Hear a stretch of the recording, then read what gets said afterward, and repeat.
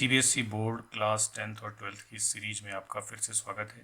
FAQ की इस series में आज हम क्लास 12th के लिए एमसीक्यूज़ का डिस्कशन करेंगे। जो एमसीक्यूज़ हमारे पास 20 क्वेश्चंस आते हैं और जिसमें कि 18 क्वेश्चन तो हमारे सीधे एमसीक्यूज़ ही होते हैं और 2 क्वेश्चन हमारे असर्शन और रीजनिंग के होते हैं। असर्शन रीजन बेस्ड क्वेश्चंस होते हैं 2 क्वेश्चंस, इनको भी हम एमसीक्यूज़ में ही कंसीडर करते हैं और ये प्योर एमसीक्यूज़ हैं आपके। तो इनका हम डिस्कशन करते हैं और हम देखते हैं कि 2023 का जो बोर्ड का पेपर है किसी रीजन का, उसमें किस तरह के क्वेश्चंस आए हुए हैं। तो और क्वेश्चंस के साथ में जो भी कॉन्सेप्ट हैं उनको भी हम समझने की कोशिश करेंगे। तो ये सेक्शन एक्चुअली बहुत इम्पोर्टेंट होता है हमारे लिए, क्योंकि 20 मार्क्स हमारा इस सेक्शन से हमको मिलता है। तो अगर हमको थॉरोली हमने पढ़ा हुआ है और डिटेल कॉन्सेप्ट हमें मालूम है तो हम आसानी से इन क्वेश्चंस का आंसर कर सकते हैं।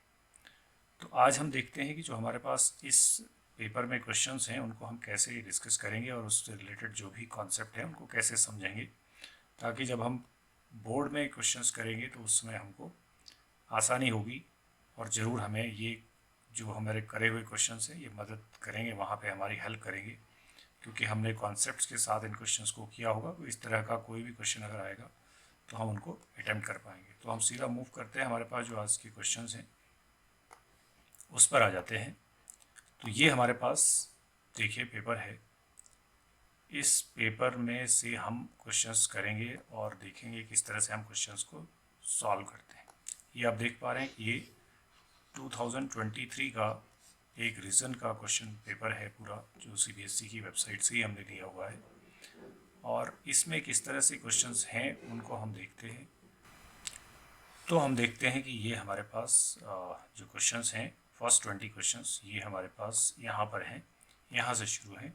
तो यहाँ से हम देखना शुरू करेंगे और एक एक क्वेश्चन करके हम लोग डिस्कस करेंगे और सॉल्व करेंगे इन्हें आज। तो ये आप देखिए पहला क्वेश्चन जो है आपके पास में, first question, look at this. ये है साइन π/3 और आपको टाइम का भी ध्यान रखना होता है इन क्वेश्चंस को सॉल्व करते वक्त। साइन π/3 प्लस साइन इनवर्स 1/2 और इस पूरे की वैल्यू हमें बतानी है इसमें से क्या होगी। तो साइन इनवर्स 1/2, तो साइन 1/2 होता है 30 डिग्री पे, यानी π/6 पे। तो आप सीधा सीधा यहाँ पे बहुत आसानी से इसका आंसर बता सकते हैं। π/3 प्लस ये जो पूरी वैल्यू है ये π/6 है जो कि 30 डिग्री है, और ये 60 है, 60 और 30 90, तो साइन 90 आपके पास ये आ गया। और साइन 0 पे 0 होता है और साइन 90 पे 1 होता है, तो 1 आपका आंसर है, यानी ए ऑप्शन आपका करेक्ट ऑप्शन है। ये यहाँ से क्लियर कट हमको पता चलता है। तो यहाँ से हमको क्वेश्चन ज़रूर मिलता है इस इन्वर्स ट्रिग्नोमेट्रिक फंक्शन से। तो आपको ध्यान रखना है कि कहाँ पर आपको प्रिंसिपल वैल्यू ब्रांच को यूज़ करना है। जैसे साइन के केस में आपकी जो प्रिंसिपल वैल्यू ब्रांच है वो -π/2 से +π/2 तक की होती है, तो उसी बीच का एंगल आपको लेना होता है। ये साइन के केस में। अगर यही कॉस इनवर्स हो जाएगा तो ये आपका 0 से पाई हो जाएगा, including both the values, including both the values. ये इनके बीच में आपको लेना होता है, यानी इस रेंज में आपको लेना होता है। तो ये आपको ध्यान रखना है। इस तरह से हमारा फर्स्ट क्वेश्चन होगा। आइए देखते हैं दूसरा क्वेश्चन क्या पूछा हमसे। दूसरा क्वेश्चन है कि एक सेट है हमारे पास a = 3,5, दो एलिमेंट हैं। Then the number of reflexive relation on a, इस पर रिफ्लेक्सिव रिलेशन कितने होते हैं। तो मैं आपको यहाँ पे कुछ बड़ी इंपॉर्टेंट बात बताऊंगा, वो ध्यान रखनी है। अगर आपको ये मालूम है तो बड़ी आसानी से आप आंसर कर पाएंगे। सबसे पहली बात तो ये कि इस सेट का इसी सेट के साथ हमें रिलेशंस, तो टोटल नंबर ऑफ रिलेशंस अगर आप ये देखें तो इसका एक फॉर्मूला है हमारे पास। अगर नंबर ऑफ एलिमेंट्स हमारे पास यहाँ पे कुछ हैं, इसमें मान लीजिए हम थोड़ी देर के लिए m मान लेते हैं, तो जो टोटल रिलेशंस होते हैं, पहले तो टोटल रिलेशन आपको मालूम होना चाहिए, क्योंकि आपका क्वेश्चन टोटल रिलेशन का भी हो सकता है कि टोटल रिलेशंस कितने होंगे। तो इसका फॉर्मूला होता है 2m²। इस केस में अगर हमें टोटल रिलेशंस पूछे हैं तो 2 का स्क्वायर दैट इज 2⁴, 2⁻16, ये तो टोटल रिलेशन हो गए। बट हमें टोटल नहीं पूछे हैं, हमें केवल रिफ्लेक्सिव पूछे हैं। तो रिफ्लेक्सिव रिलेशन के लिए हमें मालूम है कि रिफ्लेक्सिव रिलेशन में क्या होना चाहिए, ये बाकी सारे कुछ भी हों, यहाँ से 3 और 5 ये दो हमारे पास रहने ही चाहिए, या तो 3 होना चाहिए, 5 होना चाहिए। तो हम क्या करेंगे, यहाँ से जो फॉर्मूला हमारे पास है रिफ्लेक्सिव का, आपको याद रखना है 2 की power m square minus m। ये फॉर्मूला है रिफ्लेक्सिव रिलेशन का। नंबर ऑफ रिफ्लेक्सिव रिलेशंस अगर आपको पता करने हैं तो ये फॉर्मूला अप्लाई करेंगे। तो यहाँ पे क्या हो जाएगा, 2 की पावर m स्क्वायर, यानी ये तो 4 है ऑलरेडी, माइनस 2, m 2 है, आपने इस देखा यहाँ पे m नंबर ऑफ एलिमेंट्स जो है वो 2 है, तो ये 2 की पावर 2 यानी 4। तो इसका आंसर आपका 4 है, यानी बी ऑप्शन करेक्ट है। तो ये दो चीज़ें आप यहाँ से याद रखेंगे तो बड़ी आसानी से आप इस तरह के क्वेश्चन का आंसर कर देंगे। चलिए आगे बढ़ते हैं, नेक्स्ट क्वेश्चन देखते हैं। नेक्स्ट क्वेश्चन में क्या पूछा गया है। तो फर्स्ट क्वेश्चन का आंसर हमारा ए था, सेकंड पे हम आ गए हैं, तो सेकंड क्वेश्चन हो गया। थर्ड क्वेश्चन देख लेते हैं। थर्ड में क्या है, ये कंपैरेटिवली सिंपल है। आपको बोला है कि a is equal to b square then x is equal to, तो आप दो मैट्रिसेस देखिए, पहले b का स्क्वायर में अगर देख लूँ तो b स्क्वायर का मतलब है b इंटू बी, और b आपके पास है क्या, x0 1 1, इसी को इसी से मल्टीप्लाई किया x0 1 1, तो ये क्विकली आपने मल्टीप्लाई कर लेना है। तो मल्टीप्लाई करेंगे तो कैसे करते हैं, रो और कॉलम इस तरह से मल्टीप्लाई होता है, तो ये एक्स स्क्वायर आ जाएगा और ये 0 मल्टीप्लाई होगा तो 0 ही हो जाएगा। इसी को आप दूसरे से जाएंगे तो x0 जो 0 0, तो ये दूसरा 0 ही मिलने वाला है। अब इस रो का आएंगे, 1 से इसको मल्टीप्लाई करेंगे तो ये x हो जाएगा, और इस 1 से इसको मल्टीप्लाई करेंगे तो ये 1 हो जाएगा। तो ये 1 x जा x एंड 1 1 जा 1, तो x प्लस 1 यहाँ आ गया, 1 0 जा 0 और 1, तो ये यहाँ पे 1 आ जाएगा। तो ये आपने ध्यान रखना है इस तरह से। तो ये आपका ये आ गया प्रोडक्ट। तो अब आपको बोला है कि a इज इक्वल टू है बी स्क्वायर, तो a is equal to b square है, तो a क्या है आपके पास, ये है 1 0 2 1, 1 0 2 1, a है आपके पास। इसको आपने कंपेयर करना है किसके साथ, x square 0 x plus 1 and 1, इसको कंपेयर करना है। तो एक तो ये मिल रहा है कि एक्स स्क्वायर जो है 1 है, this implies x is equal two plus minus 1, ये तो यहाँ से ऐसा बन गया। बट दूसरे से अगर आप देखें तो 2 is equal to x plus 1 है, this implies x is equal to 1, तो एक x की वैल्यू 1 दे रहा है, एक x प्लस माइनस 1 दे रहा है, तो हमें कॉमन रिजल्ट लेना है, तो x इज इक्वल टू 1 हो जाएगा, यानी सी ऑप्शन करेक्ट ऑप्शन। इस तरह से हमें इसको सॉल्व करना है। आगे बढ़ते हैं नेक्स्ट क्वेश्चन पे, ये सी ऑप्शन हो गया इसका। फोर्थ क्वेश्चन देखिए, फोर्थ में क्या बोला है, A is equal to A I J square matrix of order 2/2, then A I J defined किया हुआ है। तो जो 2/2 का कोई मैट्रिक्स होगा तो उसको कैसे लिखेंगे आप, A11 A12 A21 and A22, ये आपने लिखना है। पहला लेटर I होता है, दूसरा J होता है। बट यहाँ क्या डिफाइन किया हुआ देखिए, ध्यान से देखना है। When I is not equal to J तब 1 है, और जब I और J इक्वल है तब 0 है। तो यानी यहाँ पे तो I और J इक्वल है, 1 1 है, तो ये 0 होना चाहिए। यहाँ पे नॉट इक्वल है तो ये 1 होना चाहिए। फिर यहाँ पे नॉट इक्वल है तो 1 होना चाहिए, यहाँ पे इक्वल है तो 0 होना चाहिए। तो ये आपका A हो गया। तो यहाँ पे क्या पूछा है हमसे, then A square is equal to, A square निकाल लेते हैं, that is A into A, multiply कर लीजिए, 0 1 1 0 0 1 1 0। जब आप मल्टीप्लाई करेंगे तो ये फिर से वही रो एंड कॉलम, ध्यान से करना है इस काम को। 0 से 0 जा 0, 1 1 जा 1, तो ये 0 प्लस 1 यहाँ पे आ गया। इससे इसे मल्टीप्लाई करेंगे तो यहाँ पे 0 हो जाएगा, ये भी 0 हो जाएगा। फिर 1 से करेंगे 0, 0 से करेंगे 1, ये भी 0 0 हो जाएगा। 1 से करेंगे 1 आएगा और 0 से करेंगे 0 आएगा। तो क्या मिला, 1 0 0 1, वापस हमें 1 0 0 1 मिल गया। 1 0 0 1 देखिए कहाँ पे है, ये डी ऑप्शन में है, तो डी ऑप्शन हमारा करेक्ट ऑप्शन हो गया इस क्वेश्चन का। इस तरह से आपने ये मल्टीप्लाई करना है। तो क्वेश्चंस में टाइम भी आपने कम लगाना है और उसको सही भी सोल्यूशन उसका आपको मिलना है। द वैल्यू ऑफ डिटर्मिनेंट, ये तो सिंपल एक्सपेंड करने वाला है, तो अगर आप ध्यान से एक्सपेंड कर लेंगे तो आपको ये सही वैल्यू मिल जाएगी।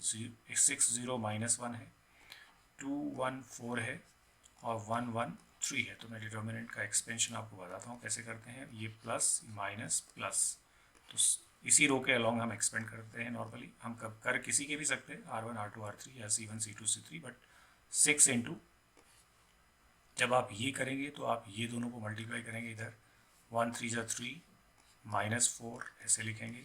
फिर बीच में -0 इंटू समथिंग है तो लिखने की ज़रूरत नहीं, क्योंकि आप ऑब्जेक्टिव क्वेश्चन कर रहे हैं तो क्या करेंगे लिख करके 0 से मल्टीप्लाई होकर 0 ही हो जाएगा। फिर तीसरा पॉजिटिव ही होना है, तो लेकिन यहाँ पे माइनस साइन है तो -1 इंटू, तो ये कॉलम छोड़ेंगे, ये रो छूट रही है, तो 2 1 जा 2 -1 इतना आ गया। तो यहाँ से देखिए 3 - 4 आपका ये है, तो -1 है तो -6 ये आया, और यहाँ से 2 1 है तो -1 ये आया, यानी -7। D option is the correct option, तो हमें इसमें डी ऑप्शन मिल गया। इस तरह से आपका ये क्वेश्चन सॉल्व हो गया। Let us move to next question number 6। Question number 6 देखते हैं क्या है हमारे पास। ये है हमारा question number 6। Okay, question number 6 को देखें तो function f(x) is equal to greatest integer x है। This denotes greatest integer less than और इक्वल टू x, ठीक है। कंटिन्यूस कहाँ होगा, तो जैसा कि हमने पढ़ा हुआ है ग्रेटेस्ट इंटीजर फंक्शन जो है वो इंटीजर पॉइंट पे कंटिन्यूस नहीं होता, क्योंकि अगर हम 0 के लेफ्ट और राइट में देखेंगे तो अलग अलग चीज़ें मिलेंगी, बट नॉन इंटीजर पॉइंट पे ये कंटिन्यूस होता है। तो आपने देखा होगा कि कुछ इस तरह का इसका ग्राफ होता है स्टेयरकेस का। तो ये जो नॉन इंटीजर की जगह होती है, यहाँ ये कंटिन्यूस है, यहाँ ये कंटिन्यूस है, इंटीजर पॉइंट पे कंटिन्यूस नहीं होगा, इस पे नहीं होगा, इस पे नहीं होगा, इस पे नहीं होगा, इसी पे होगा, यानी बी ऑप्शन करेक्ट है। ये आपको अगर आपने पढ़ा हुआ है 11th क्लास में ग्रेटेस्ट इंटीजर फंक्शन, तो आसानी से आप आंसर दे पाएंगे। आइए नेक्स्ट क्वेश्चन देखते हैं, question number 7। Derivative of x की power 2x with respect to x। आपका जो फंक्शन है वो क्या है, x की पावर 2x है, तो यहाँ पे मैं y is equal to X की पावर 2x लिखता हूँ। तो ये आप इस तरह से डायरेक्ट इंटीग्रेट नहीं डिफ्रेंशिएट नहीं कर सकते। मतलब आप सोचिए कि मैं x की पावर n का फॉर्मूला लगा दूँ यहाँ पे, तो ये गलत हो जाएगा। n(x) n-1 इस पर नहीं कर सकते हम, बिल्कुल नहीं कर सकते, क्योंकि फंक्शन और फंक्शन, तो यहाँ पे लॉग लेना है, तो log y is equal to हो जाएगा 2x log x। तो log ले लिया, अब आप प्रोडक्ट रूल लगा के इसको डिफ्रेंशिएट कर सकते हैं। तो 1/y dy/dx is equal to, product rule लगाइए, first function differentiation of second, तो log x का 1/x होता है, तो अपॉन x आ गया, प्लस log x और 2x का करेंगे तो ये 2 आ जाएगा, यहाँ पे x कट जाएगा, तो ये आ जाएगा आपके पास 2 + 2 log x, और यहाँ से y जाएगा, तो dy/dx जो है वो हो जाएगा y मतलब x की पावर 2x बाहर से लिखना है, और 2 + 2 log x लिखना है। आप ज़रा ढूंढिए कहाँ पर है, ये 2 भी आप कॉमन ले सकते हैं, तो 1 + log x होगा, ये आपने 1 + log x देखा, x की पावर 2x भी देखा, 2 भी देखा, तो ये आपका सी ऑप्शन इसमें करेक्ट ऑप्शन है। तो ये इस तरह से क्वेश्चन आपका सॉल्व होना है। ध्यान रखना है कैसे हम इस तरह के फंक्शन को सॉल्व करेंगे, तो लॉग का यूज़ यहाँ पे आपको दिखा। चलिए क्वेश्चन नंबर 8 देखते हैं। 8th क्वेश्चन क्या कह रहा है, interval in which this function, तो फंक्शन क्या है, पहले फंक्शन लिख लेते हैं, f(x) is equal to 2x³ + 9x² + 12x - 1। तो सबसे पहले जब भी इंक्रीजिंग डिक्रीजिंग की बात होती है तो हम f(x) निकालते हैं। f(x) हो जाएगा 6x² + 18x और +12, ये इसका 0 हो गया। फिर हम f(x) को 0 करते हैं, तो 0 कर लेते हैं, तो 6 कॉमन लेके 0 करते हैं, इसको 6 कॉमन लिया तो x² + 3x + 2 is equal to 0। तो आपको x² + 3x + 2 को 0 करना है, फैक्टराइज करना है, तो 2 1 जा 2, x² + 2x + x + 2 is equal to 0। x common लिया, x + 2 होगा, +1 कॉमन लिया, x+, ये आपको क्विकली करना है, मैं इसीलिए इसको आपको इस तरह से बता रहा हूँ कि आप भी टाइम का थोड़ा सा ध्यान रखें कि कैसे हम इसको सॉल्व करेंगे इस तरह के क्वेश्चन को जल्दी से। तो x की 2 वैल्यूज़ आपको मिली हैं, बट आपको बताना है कि डिक्रीजिंग कब है। मैंने बताया हुआ है कि हम क्या करते हैं, इस तरह के क्वेश्चन में एक सिंपल सी नंबर लाइन ले लेते हैं और उसमें जा कर के देखते हैं, भैया ये पॉलिनोमियल फंक्शन है तो कोई इशू है नहीं, -∞ से +∞ इसका डोमेन है, बीच में 2 पॉइंट मिल गए हैं, एक -2 मिल गया है और एक -1 मिल गया है। अब हमें चेक करना है साइन किसका, f(x) का साइन चेक करना है कि लेस देन 0 है कि ग्रेटर देन 0 है। तो आप -2 से इधर लेफ्ट साइड में चेक करेंगे, तो -2 से कोई छोटी वैल्यू क्विकली आप डाल लें, -3 डाल के देख लें, तो -3 जब आप यहाँ पे डालेंगे तो ये हो जाएगा -3 का स्क्वायर जो कि 9 है, 9 6 54 ये है, और ये आप -3 डाल रहे हैं तो ये भी -54 है, और ये +12 है, यानी ये पॉजिटिव आने वाला है, ध्यान रखिए। अब क्लियर ऐसा लग रहा है कि अगर ये पॉजिटिव है तो ये नेगेटिव होगा, क्योंकि अगर -2 से बड़ी कोई वैल्यू डालेंगे और -1 से छोटी तो ये नेगेटिव आ जाएगा। तो ये हमें इसमें इंटरवल देखिए, अब यहाँ से भी आपको अंदाज आ जाएगा, -∞ से -2 ये होना नहीं है, क्योंकि इसमें डिक्रीजिंग नहीं है, इसमें इंक्रीजिंग है। ये ऑप्शन आपका गया। क्लोज देखिए, जो इंक्रीजिंग डिक्रीजिंग का जो केस होता है उसमें क्लोज इंटरवल की बात है नहीं, क्लोज इंटरवल लेना नहीं है। -1 से 1 तो कोई पॉइंट है ही नहीं। अब बचता है -1 से इन्फिनिटी, तो -1 से इन्फिनिटी को और चेक कर लेते हैं कहीं यहाँ पर क्या हो रहा है। तो -1 से बड़ी वैल्यू यानी कोई जीरो वैल्यू डाल के देख लेते हैं, जीरो डालेंगे, 0 0, और ये भी पॉजिटिव है, तो यानी यहाँ भी एक पॉजिटिव है, तो बचता है यही negative.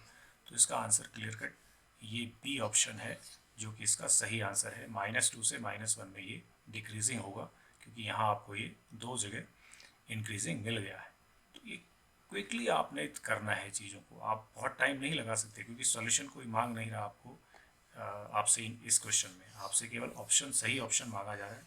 So no solution is required, इसलिए हमें रफली सॉल्यूशन करना है और जल्दी से सॉल्व कर लेना है। ओके, 9th क्वेश्चन देखते हैं। फंक्शन क्या है? फंक्शन है x mod x, लेकिन इस तरह का फंक्शन है तो सबसे पहले आपको इसे ठीक करना पड़ेगा, समझना पड़ेगा कि एक मॉड है यहाँ पे। तो ये जब x लेस देन 0 होगा तो ये माइनस का x² होगा, और पॉजिटिव x² होगा when x is greater than equal to 0। तो आपका ये फंक्शन आपने रीराइट करना है, पहले दोबारा से लिख लेना है, ऐसा फंक्शन है। अब क्या पूछा है? डिफरेंशिएबल। तो आप देख रहे हैं कि ये फंक्शन का अगर आप ग्राफ प्लॉट करेंगे तो ये कुछ ऐसा है, ये पैराबोला एक ऊपर को है और एक नीचे को है, इस तरह से।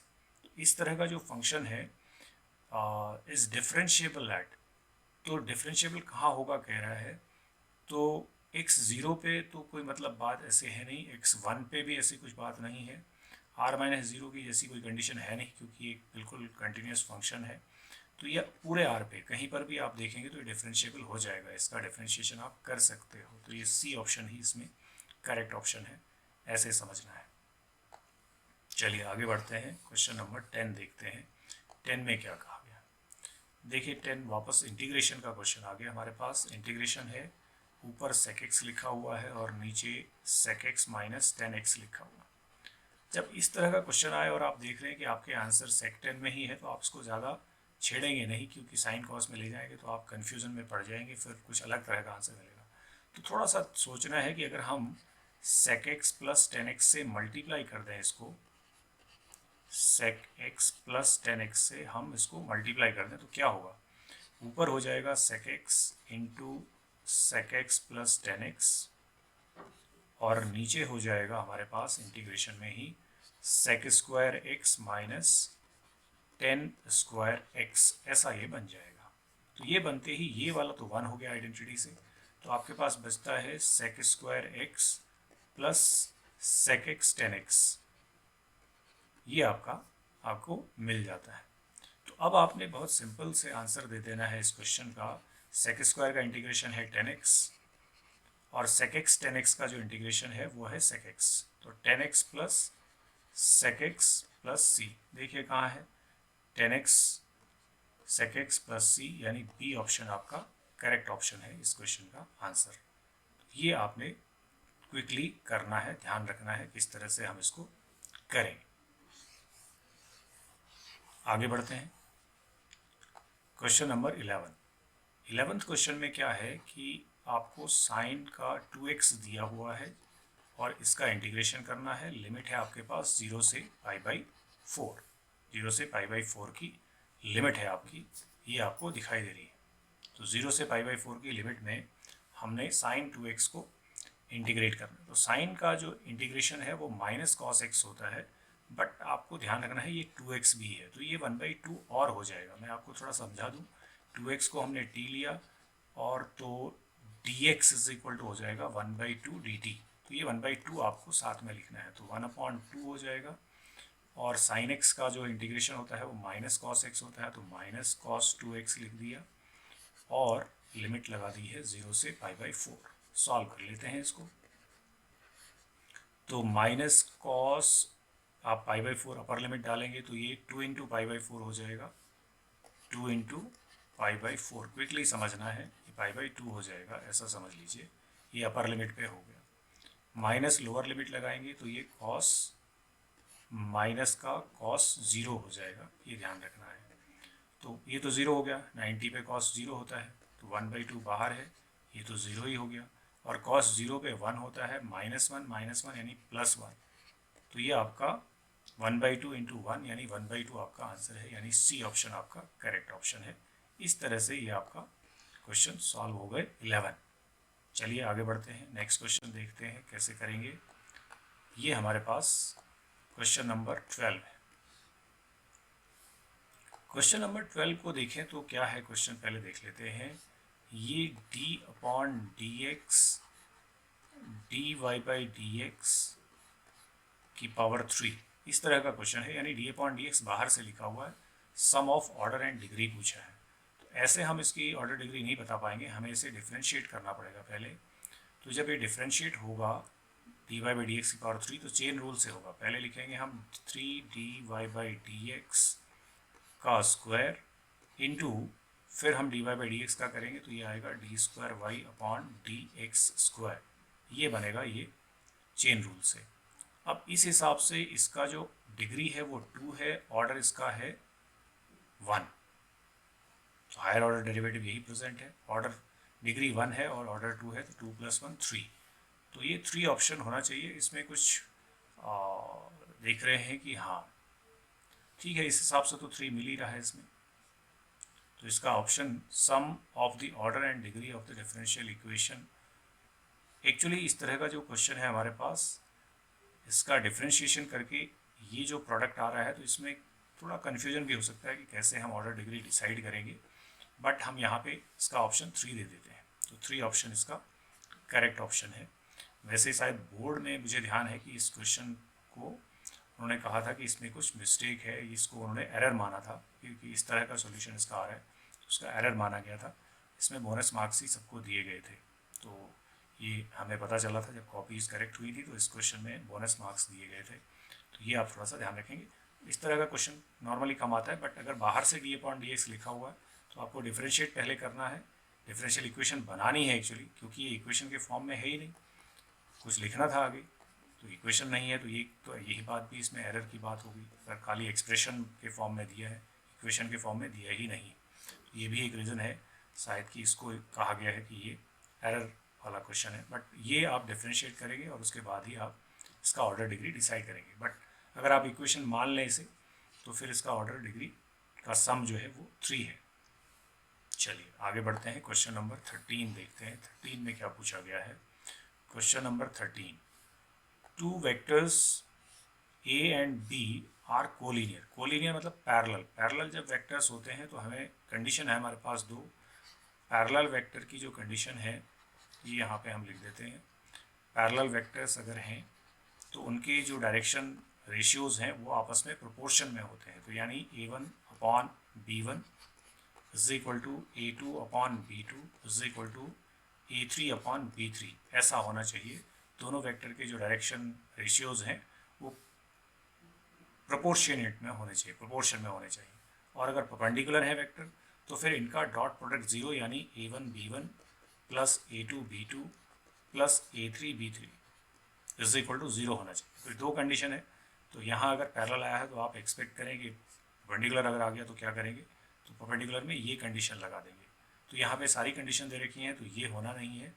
a1/b1 a2/b2 a3/b3 यही आपका होना है, ये तो कोई मतलब है नहीं। तो बी ऑप्शन इसका सही ऑप्शन है, जो कि यहाँ पे पता चल रहा है। कोलिनियर, कोलिनियर जब भी कहा जाएगा तो हम यही कंडीशन लगाएंगे, पैरेलल वाली। Collinear vectors means parallel vectors. तो ये हमारा क्वेश्चन नंबर 13 हो गया। Let us move to question number 14। Question number 14 में क्या कहा है ये देखते हैं। A unit vector A cap एक यूनिट वेक्टर है। It makes equal but acute angles on the coordinate axis. अब यहाँ पे ये सारे एंगल्स यानी अल्फ़ा, बीटा और गामा तीनों इक्वल हैं, ऐसा बोला गया है। और हमें मालूम है कि कॉस स्क्वायर अल्फ़ा यानी जो एंगल्स होते हैं cos square beta plus cos square gamma, ये हमें मालूम है कि ये 1 होता है, यानी L square plus N square plus N square is equal to 1, ये हमको पता है। बट तीनों एंगल इक्वल हैं तो ये तीनों इक्वल हो जाएंगे, अल्फ़ा अल्फ़ा मान लेते हैं। तो 3 cos square alpha is equal to 1, cos alpha is equal to 1/3 का रूट, 1/3 का रूट, दैट इज़ 1/√3। तो ये आपका L की वैल्यू आ गई, या M की आ गई, या N की आ गई, तीनों की वैल्यू 1/√3 है, ये पता चल रहा है। तो अब देखिए, अब इतना ही नहीं है, क्वेश्चन में क्या पूछा है, प्रोजेक्शन ऑफ ए कैप। तो ए कैप वेक्टर क्या होगा, तो ए कैप वेक्टर अब हमारा हो जाएगा, जब ये वैल्यूज़ हमारे पास आ गई, तो 1/√3 आई कैप, 1/√3 जे कैप एंड 1/√3 के कैप, ये हमारा ए कैप हो जाएगा। और हमें पूछा है कि इस ए कैप का इस बी के वेक्टर के ऊपर प्रोजेक्शन। तो प्रोजेक्शन का आपको यहाँ पे मैं फॉर्मूला फिर बता दे रहा हूँ। प्रोजेक्शन जब निकालते हैं of A cap on B, किसके ऊपर निकाल रहे हैं प्रोजेक्शन, ये इंपॉर्टेंट होता है। तो ये लिखा जाता है डॉट प्रोडक्ट जो भी वेक्टर है उनका अपॉन जिसके ऊपर प्रोजेक्ट कर रहे हैं उसका मैग्नीट्यूड, ये डिवाइड करते हैं। तो यही आपने यहाँ पर करना है और इसे सॉल्व कर देना है। जब मैं डॉट प्रोडक्ट करूँगा इस ए कैप का इस वेक्टर के साथ में, तो देखिए क्या बनेगा, ये यहाँ पर हम लिख लेते हैं इसको। ये हमारे पास 1/√3 इधर से है, 1/5 यहाँ से है, तो जब डॉट प्रोडक्ट करेंगे तो ये 1/√3 इंटू 5 हो जाएगा, प्लस यहाँ 7 है, फिर 1/√3 है तो ये 7/√3 हो जाएगा। ये 1/√3 है और ये -1 है तो ये -1/√3 हो जाएगा। ये तो डॉट प्रोडक्ट हो गया, डिवाइडेड बाई बी का मैग्नीट्यूड, यानी square root of 5 square plus 7 square and plus -1 का स्क्वायर। इसको हम सिंप्लीफाई कर देते हैं, यही हमारा आंसर होगा इसमें। तो 5/√3 7/√3 है, 12/√3 है, -1 किया तो 11/√3 डिवाइडेड बाई, ये देखिए नीचे क्या आएगा, 25 प्लस 49 प्लस 1, 49 और 1 50, 50 और ये 75 आएगा। तो 11/√3 और 75 मल्टीप्लाई करेंगे तो 225 आएगा, तो 11/125 225, और ये 15 का स्क्वायर है तो 11/15। देखते हैं कोई ऑप्शन है 11/15, यस, ये option is the correct option. इस क्वेश्चन का आपका ये ऑप्शन करेक्ट ऑप्शन है। इस तरह से आपने इसे करना है, ये कॉन्सेप्ट आपको बाकी किसी क्वेश्चन में भी ज़रूर मदद करेगा, ये ध्यान रखें आप। तो ये हमारा इस तरह से सॉल्व हो गया। चलिए आगे बढ़ते हैं, नेक्स्ट क्वेश्चन देखते हैं, क्वेश्चन नंबर 15। तो क्वेश्चन नंबर 14 का ए ऑप्शन हमें करेक्ट ऑप्शन मिला। 15 क्वेश्चन में आ जाते हैं। 15 क्वेश्चन में एंगल बिटवीन टू लाइन्स। देखिए फिर आपको मैंने कहा है कि कॉन्सेप्ट हम हर क्वेश्चन का जो भी आएगा उसका डिस्कस जरूर करेंगे। जब भी दो लाइंस के बीच में 3D में हम एंगल निकालते हैं तो बहुत ही सिंपल सा काम है, B1 यानी जो उनके पैरेलल वेक्टर्स हैं उनका हम डॉट प्रोडक्ट करते हैं, और ये होता है B1 B2 cos थीटा, यही हमें निकालना है। यानी हम यूज़ करेंगे cos theta is equal to B1 dot B2 divided by B1 magnitude and B2 magnitude, यही हम यहाँ यूज़ करेंगे। लेकिन हमें पहले ढूंढना पड़ेगा B1 B2 है क्या। इस लाइन को ज़रा ध्यान से देखिए, ये लिखा है 2x is equal to 3y is equal to -z। इसको स्टैंडर्ड फॉर्म में लाइए तो ये x/1/2 हो जाएगा, यहाँ -0 लिख देंगे, इज इक्वल टू y/1/3 कर देंगे, क्योंकि 3 ऊपर जाएगा तो 3y बना देगा, -0 कर देंगे, इज इक्वल टू इस माइनस साइन को नीचे ले आएंगे -1, तो ये z-0 कर देंगे, ये भी आपका स्टैंडर्ड फॉर्म हो गया। तो यहाँ से आपको जो डायरेक्शन रेशियोज यानी B1 वेक्टर मिलेगा वो 1/2 आई कैप प्लस 1/3 जे कैप -1 के कैप, ऐसा मिलेगा। इसको आप थोड़ा सिंप्लीफाई भी कर सकते हैं, तो मैं आपको बताता हूँ। यहाँ पे ऐसा लेंगे तो ऐसा भी ले जा सकते हैं, कोई इशू है नहीं, बट थोड़ा सिंप्लीफाई कर देंगे तो आसान रहेगा। 2 3 का LCM है 6, तो 6 से मल्टीप्लाई करके ले लीजिए। इसको करेंगे तो ये 3 आई कैप हो जाएगा, और ये हो जाएगा +2 जे कैप -6 के कैप, ऐसा भी लिख सकते हैं इस B1 वेक्टर को। सिमिलरली आप दूसरी लाइन देखिए, दूसरी जो लाइन है आपकी उसको भी देख लेते हैं। वो है हमारे पास, उसको भी स्टैंडर्ड फॉर्म में ले आते हैं, यहाँ पर ही लिख लेते हैं इसको।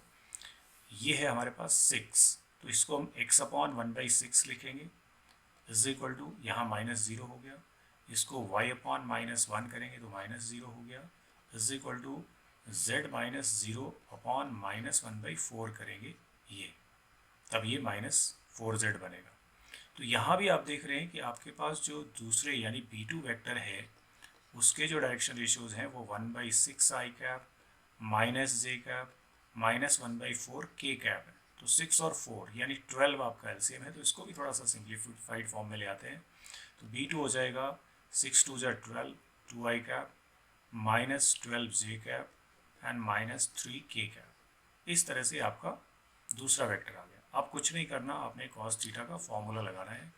तो cos theta is equal to b1 dot b2, इन दोनों का डॉट प्रोडक्ट कर लेते हैं। यहाँ से देख लेते हैं 3 है, यहाँ से 2 है, तो 3 2 ज़ा 6, यहाँ से 2 है और यहाँ से -12 है तो माइनस का 24, और यहाँ -6 है और -3 है तो प्लस का 18 अपॉन ये b1 का मैग्नीट्यूड और b2 का मैग्नीट्यूड ऐसे आपने लिखना है, क्योंकि आप ऑब्जेक्टिव क्वेश्चन कर रहे हैं, एमसीक्यू कर रहे हैं, सॉल्यूशन को जितना सिंपल हो उतना करना है। ये देख रहे हैं हम 18 और 6 24 -24, ये तो 0 आ रहा है, तो नीचे वालों की वैल्यू निकालने की ज़रूरत ही नहीं है। तो cos थीटा 0 का मतलब है थीटा π/2, तो इसका आंसर π/2 होगा, यानी 90 degree. D option is the correct option. तो ये आपने इस तरह से क्विकली सॉल्व करना है और ये फॉर्मूले का यूज़ करना है। तो ये हमारा क्वेश्चन नंबर हो गया 15। Let us move to question number 16। 16 में देखते हैं क्या कहा है। ये है 16 question. A line makes angles this this this. ये फिर वही क्वेश्चन आ गया। अल्फ़ा आपके पास 90 है, बीटा आपके पास 135 है और गामा आपके पास है 45 degree. X Y Z axis के साथ में ये एंगल बन रहा है। Then direction cosines are. तो ये तो बहुत ही सिंपल सा काम है। कॉस अल्फ़ा यानी कॉस 90 दैट इज़ 0, तो पहला 0 हो गया। कॉस बीटा ये एल है, ये एम है। कॉस बीटा यानी कॉस 135, कॉस 135 कैसे निकालेंगे? Cos 90 plus 45, cos 90 plus theta minus sine 45, यानी -1/√2। तो पहला 0 है, दूसरा -1/√2 है, तीसरा जो n है वो कॉस गामा यानी कॉस 45 है, यानी जो कि 1/√2 है। तो पहला ही ऑप्शन मुझे दिख रहा है, ये ऑप्शन इसमें करेक्ट ऑप्शन है। इस तरह से आप करेंगे। ये एक सिंपल क्वेश्चन आपका फिर से आ गया। इस तरह का आपने एक और क्वेश्चन किया है, तो 2 क्वेश्चन एक जैसे हमको लगभग मिल गए हैं। अब आते हैं हम question number 17। 2 events A and B such that PA, probability A की आपको गिवन है दैट इज 4/5, और PA इंटरसेक्शन B भी गिवन है दैट इज 7/10। Then PB/A। अब आप सिंपल काम करिए, B/A ये कंडीशनल प्रोबेबिलिटी है। कंडीशनल प्रोबेबिलिटी का जो फॉर्मूला है वो B intersection A divided by PA, simple formula है। तो PA इंटरसेक्शन B या B इंटरसेक्शन A एक ही बात है। तो ये 7/10 है और अपॉन 4/5 है। ये तो बहुत सिंपल सा क्वेश्चन है, आपको नीचे केवल PA से ही डिवाइड करना है। तो ये 7/10 मल्टीप्लाइड बाई 5/4, ये हमने कर दिया। तो 5 2 ज़ा, तो 7/8 आपका ऑप्शन है, यानी सी ऑप्शन आपका करेक्ट ऑप्शन है इस क्वेश्चन के लिए। तो ये आपके क्वेश्चन नंबर 17 तक हम पहुंच गए। आइए आगे बढ़ते हैं, क्वेश्चन नंबर 18 पे आते हैं। ये हमारे पास क्वेश्चन नंबर 18 है, इसको देख लेते हैं क्या इसमें कहा गया है। ये भी प्रोबेबिलिटी का क्वेश्चन है। फिर से इंडिपेंडेंट इवेंट, जब इंडिपेंडेंट बोले तो आप समझ जाइए कि PA intersection B is equal to PA into PB, ये होता है। अगर आपको ये मालूम है तो बड़ी आसानी से आप क्वेश्चन का आंसर कर पाएंगे। तो PA आपको दिया है, PB आपको दिया है, देन पूछा क्या है PB नॉट डिवाइड, ये आपका यानी conditional probability, and when A has occurred P not, तो B नॉट अपॉन A पूछा है। तो ये 1 माइनस PB/A होगा, ये ध्यान रखना है, पहले ये काम कर लेना है। और PB/A का मतलब क्या है? जब आप यहाँ पे कंडीशनल प्रोबेबिलिटी का यूज़ करेंगे तो मैं आपको समझाता हूँ, बहुत ही सिंपल सा काम है। B/A का मतलब है B intersection A divided by PA, और PA इंटरसेक्शन B या B इंटरसेक्शन A का मतलब आपको पता है इंडिपेंडेंट में क्या है, 1 minus PA into PB divided by PA। तो PA तो कट गया, तो 1 माइनस PB, इतना ही करना है। और PB आपके पास है 1/4, तो 1 माइनस 1/4 दैट इज 3/4, तो तो 3/4 आपका सी ऑप्शन इसका करेक्ट ऑप्शन है, ये आपको ध्यान रखना है। अब आइए आप A&R assertion reason based question में, अब आपको ये क्लियर कट पता होना चाहिए कि जब आपके दोनों ही असर्शन और रीजन दोनों ही ट्रू होते हैं और R जो है यानी रीजन इज करेक्ट एक्सप्लेनेशन है, तो आपको ये ऑप्शन देना होता है। दोनों सही हैं बट करेक्ट एक्सप्लेनेशन नहीं दे रहा रीजन आपके असर्शन का, तो बी ऑप्शन देना है। ए ट्रू है आर फॉल्स है तो सी देना है, ए फॉल्स है आर ट्रू है तो डी ऑप्शन देना है। अब हम देखते हैं हमारा क्वेश्चन क्या है। असर्शन ए है कि 2 to 8 रूट 10 माइनस एक्स और root X plus 10 minus X root के अंदर D X is equal to 3। तो अब आप इसको अगर ध्यान से देखें तो ये एक प्रॉपर्टी से सॉल्व किया होगा इन्होंने, ऐसा लग रहा है। तो देखिए प्रॉपर्टी हमारे पास 2 to 8, तो हम इसको क्या लिख सकते हैं, ये आई अगर है तो आपको ये समझना है पहले 10 माइनस एक्स आपने किया और अपॉन इसको लिखा root X plus root 10 minus X D X. अब क्या इसकी वैल्यू 3 है कि नहीं हमें चेक करना पड़ेगा, तो हम इसमें क्या कर सकते हैं, प्रॉपर्टी का यूज़ करते हैं, इसी प्रॉपर्टी का जो यहाँ लिखी हुई है a plus B minus X लिखते हैं हम x की जगह। तो हम लिख के देखते हैं, तो ये होगा 2 to 8 square root 10 minus X की जगह क्या लिखना है 2 + 8 यानी 10 minus x, minus 10 plus x हो जाएगा क्योंकि माइनस साइन है, अपॉन ये हो जाएगा 2 + 8 यानी 10 माइनस एक्स, और ये हो जाएगा स्क्वायर रूट 10 माइनस 2 + 8 यानी 10 माइनस यानी प्लस एक्स। यहाँ 10 कट गया, यहाँ 10 कट गया, तो आपके पास आ गया i is equal to 2 to 8 root X upon root 10 minus X plus root X D X. ऐसा ये आपके पास आ गया। ये फर्स्ट इक्वेशन थी, ये सेकंड इक्वेशन आ गई। ऐड किया हमने, 2i लिखना होता है। जब 2i लिखेंगे तो 2 to 8 ऊपर है क्या root 10 minus X plus root X, नीचे ये है, ऊपर ऊपर दोनों के देखने हैं हमने, और नीचे तो दोनों में कॉमन ही है root 10 minus X plus root X D X. तो ये पूरा कट जाता है और आपके पास आता है 2i is equal to integration of 1 D X, limit है 2 से 8, जो कि हो जाएगा x, लिमिट लग जाएगी 2 से 8, तो ये आएगा आपका 8 माइनस 2 दैट इज 6। तो 2i आपके पास आया 6। ये सॉल्व करना पड़ेगा क्विकली आपको, तभी आपको पता चलेगा। तो i इज इक्वल टू आया 3, इसका मतलब ये बिल्कुल सही है, ये तो ट्रू है, और ये प्रॉपर्टी का ही यूज़ किया हमने तो ये भी ट्रू है, इसी का यूज़ करके हमने ये आंसर निकाला। तो इसका ऑप्शन ए हो गया, यानी दोनों सही हैं और रीजन जो है करेक्ट एक्सप्लेनेशन दे रहा है हमारे असर्शन की। तो ये आपका इस तरह से होना है क्वेश्चन। तो ये आप ऐसा क्वेश्चन आपके एग्ज़ाम में आता भी है, तो उसे सॉल्व करने के लिए भी आपने सीख लिया किस तरह से हमने इस क्वेश्चन को क्विकली सॉल्व कर लेना है। Okay, let us move to the last question of this section, 20th question जो MCQs का आखिरी क्वेश्चन है। 2 coins are tossed simultaneously. The probability of getting 2 heads, if it is known that at least 1 head comes up, is 1/3. अब देखिए ENF2 events random experiment then, अब ये conditional probability का आपको फॉर्मूला दे दिया है, लिखा है कि इंटरसेक्शन होना चाहिए और डिवाइडेड बाय जो हो चुका है वो होना चाहिए। अब इस केस में क्या ऐसा है, ये 1/3 आती है नहीं, ये और चेक करना है, फिर इसका तो यूज़ करेंगे ही हम, ये कंडीशनल प्रोबेबिलिटी का फॉर्मूला ही है। The probability of getting 2 heads, सबसे पहले 2 कॉइन्स आर टॉस्ड साइमल्टेनियसली। तो जब 2 कॉइन आपके टॉस होंगे तो आप सबसे पहले सैम्पल स्पेस देखिए, HH, HT, TH and TT, ये आपके सैम्पल स्पेस है। The probability of getting 2 heads, अब 2 हेड्स का जो केस है वो केवल एक ही दिख रहा है आपको, ये ठीक है, यानी ये आपका find the probability of getting 2 heads, तो इसको मैं E मान लेता हूँ, F मान लेता हूँ, क्योंकि E आपका यहाँ लिखा हुआ है, तो ये F इवेंट हो गया 2 हेड्स वाला, यानी HH। If it is known that at least 1 head comes up, ये क्या है आपका, ये जो हो चुका वो है, यानी E है। At least 1 head comes up, at least 1 head में ये भी आएगा, ये भी आएगा और ये भी आएगा। एटलीस्ट मतलब कम से कम एक हेड आना चाहिए, एक आ गया, दो आ गया, तो ये हो गया। तो फेवरेबल आउटकम आपका ये है, टोटल आउटकम आपका ये है, तो प्रोबेबिलिटी 1/3 ही होगी। ये यहाँ से हमें पता चल रहा है, तो ये करेक्ट है, बिल्कुल ये ट्रू है। इसी का यूज़ किया है। देखिए इंटरसेक्ट मैं आपको दिखाऊँ, अगर फॉर्मूला लगाएं ई और एफ का इंटरसेक्शन करेंगे तो क्या आएगा, ये मिलेगा केवल 1,